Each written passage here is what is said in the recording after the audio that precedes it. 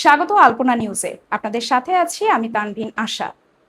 ঢালিউড অভিনেত্রী শবনম বুবলী অভিনীত সিনেমা সর্দার বাড়ির খেলা মুক্তি পেয়েছে। সারা দেশের 23টি প্রেক্ষাগৃহে সিনেমাটি মুক্তি দেওয়া হয়েছে। বাংলার লোকচৈতিহ্য লাঠি খেলা কেন্দ্র করে নির্মিত হয়েছে সর্দার বাড়ির খেলা।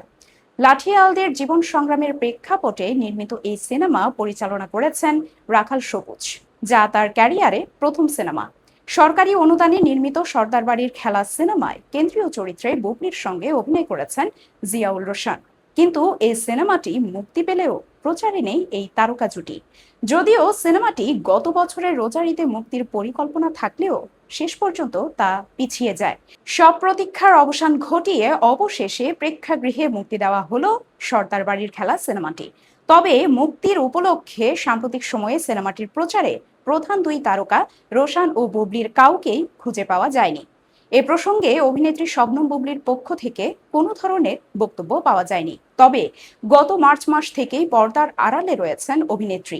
গুঞ্জন রয়েছে দ্বিতীয়বারের মতো মা হতে চলেছেন শবনম বুবলী, আর সে কারণেই আপাতত সব ধরনের কাজ ও প্রচার থেকে নিজেকে দূরে সরিয়ে রেখেছেন তিনি।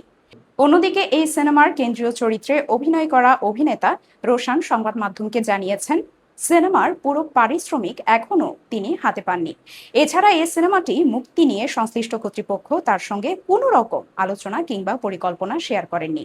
তবে ব্যক্তিগত মান অভিমান থাকলেও অভিনেতা হিসেবে তিনি সিনেমাটির গল্পের প্রশংসা করেছেন বলে জানিয়েছেন রোশান।